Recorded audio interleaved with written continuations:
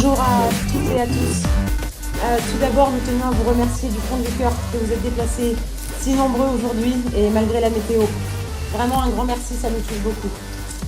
Nous sommes donc le collectif des salariés en grève du zoo de Pont-Scorff. Et tous ensemble ici, nous n'avons qu'un seul objectif, sauver le zoo, notre zoo. Il y a 45 ans, Pierre Thomas créait ce zoo, devenu bien des années plus tard une véritable institution chérie par la région tout entière. Au cours des 10 dernières années, l'état du parc zoologique s'est considérablement détérioré. Les guerres intestines, guerres de pouvoir, rien n'a été fait dans l'intérêt collectif. Et c'est pourquoi, aujourd'hui, nous nous révoltons et nous nous insurgeons, car nous sommes dans l'impasse et nous refusons de voir disparaître le zoo. Nous avons un nouveau repreneur, certes, mais ne croyez pas que nous sommes impatients face au délai de mise en place d'une nouvelle gérance, car ce n'est pas le cas. Cet homme-là n'est pas du milieu zoologique. Lui qui a à peine daigné rencontrer ses salariés, ceux qui font vivre le zoo de Roscoff, comme il le nomme. Il épaule la direction en place, qui a démontré au cours des derniers mois son incompétence à gérer l'entreprise et à mener les zoos de Pont-Scorff à bon port. La situation n'a fait que s'enliser et les excuses qui nous ont été données n'incombent apparemment qu'au passé. Je rappelle à toute fin utile que la directrice en place est entrée dans l'entreprise il y a plus de 4 ans maintenant. Nous demandons une reconnaissance de la responsabilité collective des gouvernances passées et actuelles dans la situation du parc en ce 28 janvier 2018. Car toutes les personnes en cause sont bel et bien présentes et œuvrent dans une entreprise de démolition de ce site que nous aimons tant. Il est trop facile de faire la politique de l'autruche. Il est urgent et vital que la direction fasse face à ses responsabilités et les assume. Le zoo de Pont-Scorff a urgemment besoin d'investissements qui soient solides, orchestrés dans un plan de développement rigoureux et assurant un avenir sain pour les salariés, les animaux et l'entreprise de façon générale. Nous avons besoin de personnes sérieuses et ambitieuses pour le zoo. Et c'est cela aujourd'hui que nous demandons, et nous le demandons immédiatement. On nous dit qu'on ne relève pas une entreprise en un mois ? Et bien sûr que non, et nous en sommes tous conscients. Tous ici présents savons que la situation se dégrade depuis des années. Comment peut-on croire que rien n'ait été envisagé avant ? Nous alertons depuis des années et rien n'est fait. Aujourd'hui, il y a des bâtiments à rénover pour assurer le bien-être des animaux, mais aussi et surtout la sécurité des visiteurs et des animaux.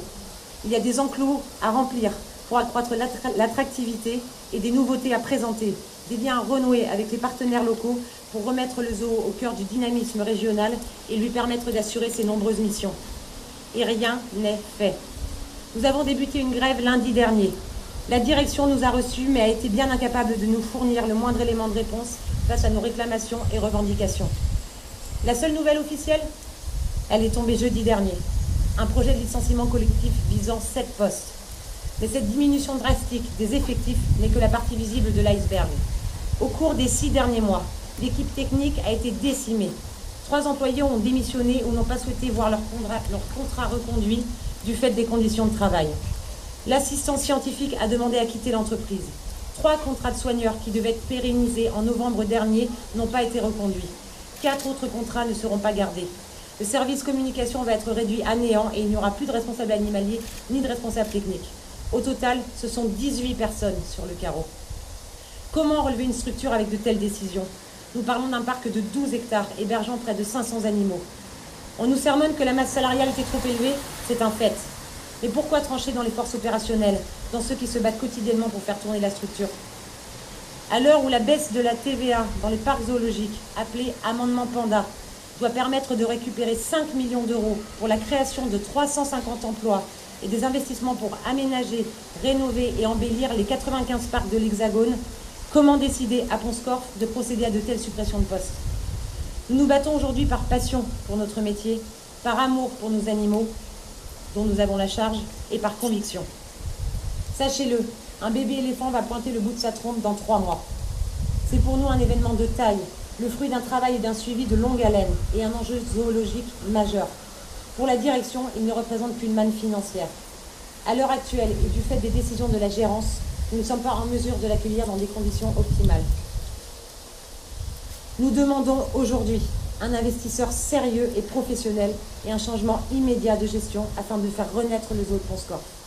Merci de votre soutien. Merci pour nos animaux, merci pour nous salariés et merci pour le zoo de Roscoff. De Pont-Scorff.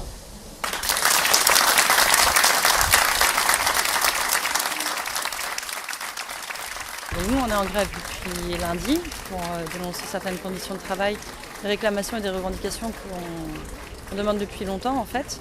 Donc on les a fait savoir à notre direction. On a rencontré notre directrice dans la semaine, on n'a eu aucune réponse. On a rencontré M. Ferrara jeudi, mais on l'a rencontré en plus suite à une annonce de licenciement économique. Donc avec une tension énorme. On a rencontré M. Ferrara, on l'a rencontré donc du coup pour nos revendications et réclamations et aussi pour parler effectivement du projet de licenciement économique. On n'a eu aucune réponse à nos revendications et réclamations. On n'a aucun engagement écrit de la part de personne. Et aujourd'hui on se retrouve dans la passe totale, on ne comprend toujours pas pourquoi on ne met pas en place une gestion opérationnelle et fonctionnelle tout de suite immédiate du zoo avec les bonnes personnes, les bonnes structures, les améliorations. On nous parle d'investissements et de travaux qui auront lieu là bientôt sur le bassin des otaries, mais on n'a plus d'otaries.